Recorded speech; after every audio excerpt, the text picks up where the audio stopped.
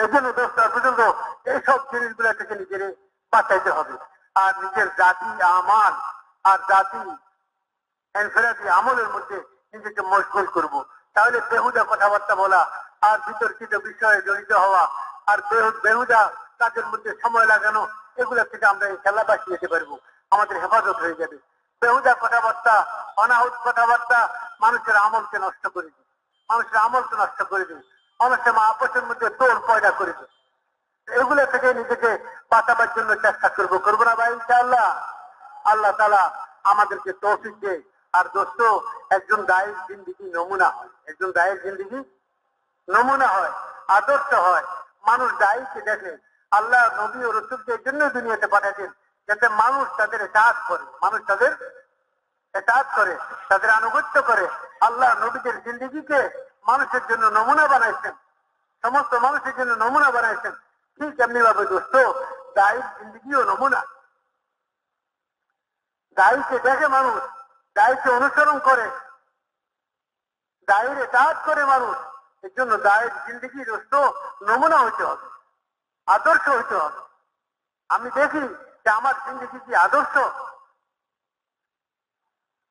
তো আমার জিন্দেগিকে আদর্শ জিন্দেগি বানাবার জন্য আমি মেহনতের মধ্যে লাগি।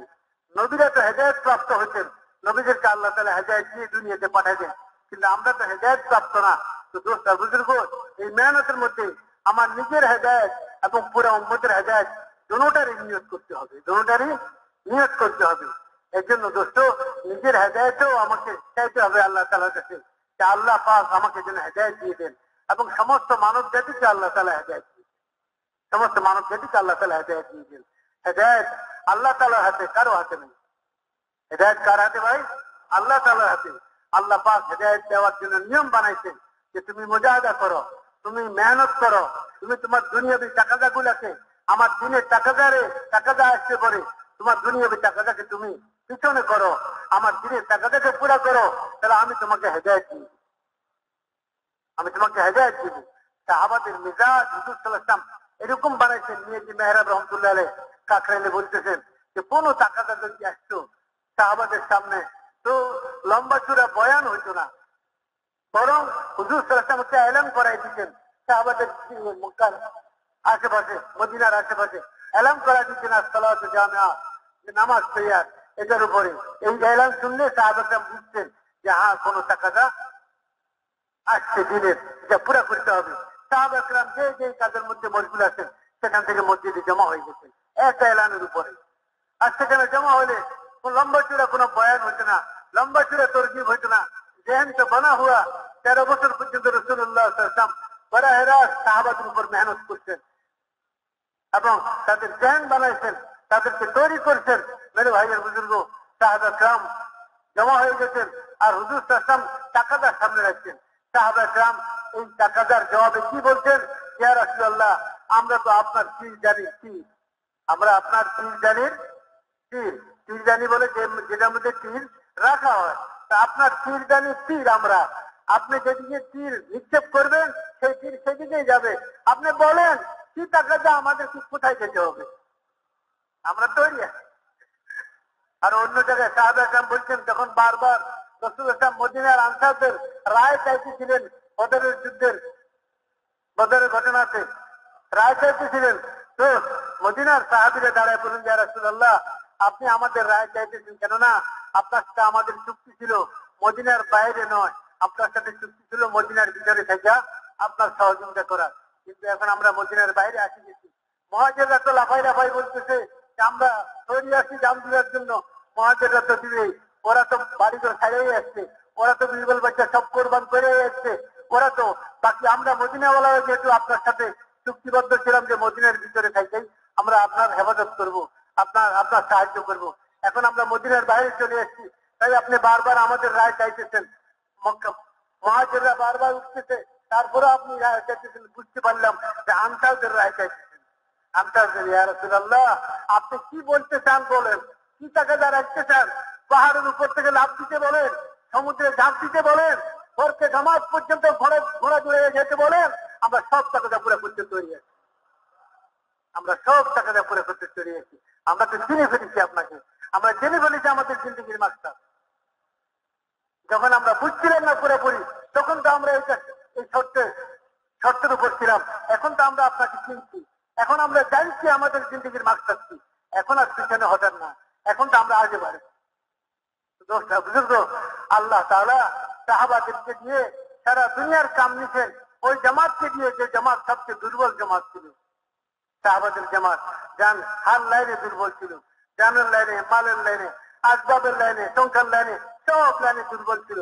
আল্লাহ দেখাই দিলেন সারা দুনিয়াকে, আল্লাহর সাহায্য যার সাথে থাকবে সে যতই দুর্বল হোক না কেন সেই সবল, সেই সবল। আর যার সাহায্য আল্লাহর সাথে, আল্লাহর যার সাথে আল্লাহর সাহায্য থাকবে না, সে যত সবলই হোক না কেন সেই দুর্বল, সেই দুর্বল। আল্লাহর সাহায্যকে লাভ করার জন্য দোস্ত, দাওয়াতের মেহনত সবচেয়ে বড় শক্তিশালী মাধ্যম, সবচেয়ে বড় শক্তিশালী জরিয়া দাওয়াতের মেহনত। এই জন্য দোস্ত নিয়ত করি, দাওয়াতের হার তাকাদাকে ইনশাআল্লাহ আমরা পুরো করবো। দাওয়াতের তাকাদাগুলোর মধ্যে আমরা পিছনে হচ্ছি না। মেয়েজি মেহরা বদরা ফরমান, ওই মাজমাকে হুজুরে এলাম করে জমা করছেন মসজিদে, ওই মাজমার সামনে তাকাদা রাখছেন, তারা তাকাদা পুরো করার জন্য তৈরি হয়ে যেত। এরপরে আরো লোক বাঁচে যেত, তো হুজুর তাদেরকে বলতেন যে আমার কাছে এখন আর কোনো তাকাদা, নতুন কোনো তাকাদা নাই, তোমরা তোমাদের জরুরতের মধ্যে জরুরত পুরা করো, হালাল তরিকায় রুজি তালাশ করা আর জরুরত পুরা করার মেহনতের মধ্যে লাগিয়ে থাকো, আবার যখন টাকাটা আসবে আবার তোমাদেরকে ডাকা হবে। আর ইতিমধ্যে মেয়েজি মেরা এটাও বলছেন যে এই মাজমাতে কেউ যদি কারো কান্দে হাত রাখছে আর এটা বলছে যে চাচা তুমি যাইবে না আল্লাহর রাস্তায়, এতটুকু বলছি, তুমি যাবে না আল্লাহর রাস্তায়, তো এই কথাটাকে সে অত্যন্ত অপমানমূলক মনে করছে। সে বলতো যে চাচা আপনি তো আমাকে অপমান করে দিলেন, আমাকে লজ্জিত করলেন, আমি কি মুনাফিক, আমি মুমিন, আমাকে কেন আপনি জিজ্ঞেস করলেন যে আল্লাহর রাস্তায় যাইব কিনা? এটা তো আমার জিন্দগির মাকসাদ। আপনার কি আমার ইমানের ব্যাপারে সন্দেহ আছে? তাহলে আপনি কেন জিজ্ঞেস করলেন? আপনি তো পুরো মাজমাতে আমাকে অপমান করে দিলেন। আরে ভাই, উম্মত তো কত পিছনে, আমরা কত পিছিয়ে চলে গেছি। আজকে 2 ঘন্টা 2.5 ঘন্টা বয়ান করার, কথাবার্তা বলার, তরকিব দেওয়ার পরেও দুইজনে মিলিয়ে একজনের 2 বাহু ধরে, 2 বাহু ধরে তারে উঠেবার চেষ্টা করে, সে হাওয়াই জাহাজের টাক্কার মতো দোনো পা উঠাইয়া আকাশে ঝুলতে থাকে, রাজি হয় না। কোথায় সাহাবা ইকরামদের মেহনতের মেয়ার ছাতা ছিল, আর আমরা কোথায় চলে আসছি, কত নিচে চলে আসছি। দোস্ত বুজুর্গ, আমাদের তো উম্মতের মধ্যে আবার ওই রূহ পয়দা করতে হবে, ওই প্রাণ সঞ্চারিত করতে হবে উম্মতের মধ্যে। আবার যে প্রাণ দোস্ত সাহাবাদের মধ্যে ছিল, যে রূহ সাহাবাদের মধ্যে ছিল, যে জজবা সাহাবাদের মধ্যে ছিল, আমাদের উম্মতের মধ্যে আসছে ঘর ঘর এক এক উম্মতের ভিতরে ওই জজবা পয়দা করছে। এই জন্য মহতরম দোস্ত বুজুর্গ, সামনে আমাদের বিশ্ব ইজতেমা আসছে, 50 দিন পরে ইজতেমা। দোস্ত বুজুর্গ, ওই ইজতেমাকে সামনে রেখা আমরা যদি কোরবানির ব্যাপারে আমরা নিজেদের একটু তৈরি করিনি, এমন ভাবে আমরা একটা চিন্তা করি যে যাতে করে ইজতেমার আগে আগে পুরা দেশের মধ্যে, পুরা মুলকের মধ্যে মাকামি একেবারে, মুলকি একেবারে এবং আলমী একেবারে সব তাদের মেহনত ওই পর্যায়ে পৌঁছে যায়। ইজতেমার আগে আগে এই দেশের সব মুসলমান ইমানওয়ালা নামাজি বলে যায়, মর্দ হোক আওরত হোক। আর ঘরে ঘরে কোরআনে পাকের তেলাওয়াত জিন্দা হয়, জিকরুল্লাহ জিন্দা হয়। আর মসজিদের সাথে বাচ্চাদের জন্য মক্তব কায়েম হয়ে যায়, বাচ্চাদের কোরআনের তালিমের জন্য সুব্যবস্থা হয়ে যায়। মেরে ভাইয়ের বুজুর্গ, আর মসজিদের মধ্যে রোজানা মেহনত চলে। আর বুজুর্গ, সারা মহল্লার ভিতরে এভাবে কামকনওয়ালা সাথীরা নিজেদের সময়গুলোকে বন্টন করে নেয় মাসওয়ারার সাথে, কে কখন 2.5 ঘন্টা দিবে, 8 ঘন্টা দিবে, কে কখন মসজিদে আসবে, এভাবে ভাগ করে যাতে দোস্ত বুজুর্গ সারা দিন রাত মসজিদের চতুর্পাশে দাওয়াতের মেহনত চলতে থাকে, দাওয়াতের মেহনত চলতে থাকে। আমার মনে আছে বহুদিন আগে একবার হযরত হাজী আব্দুল মুকির সাহেব রহমতুল্লাহ জিন্দা ছিলেন, মনে হয় সেটা হবে 82 বা 78 বা 79 সাল হবে। আদর্শ চাল হবে। ওই সময় দিলে আবার কিছু জামাত চালাইছিল আপনার আদর্শ গ্রাম তৈরি করার, মনে আছে এরকম পুরনো সাথী আছে না অনেকে, আদর্শ গ্রাম তৈরি করার কিছু জামাত বানাইছিলেন। যে এই জামাত কোনো এক গ্রামে গিয়ে এমন বড় জামাত হয়েছে 70-80 জন ছাত্রী, বিভিন্ন সিম্বাদের সাথীদেরকে দিয়ে জামাত বানাইতো, এরা আদর্শ গ্রাম বানাইতো।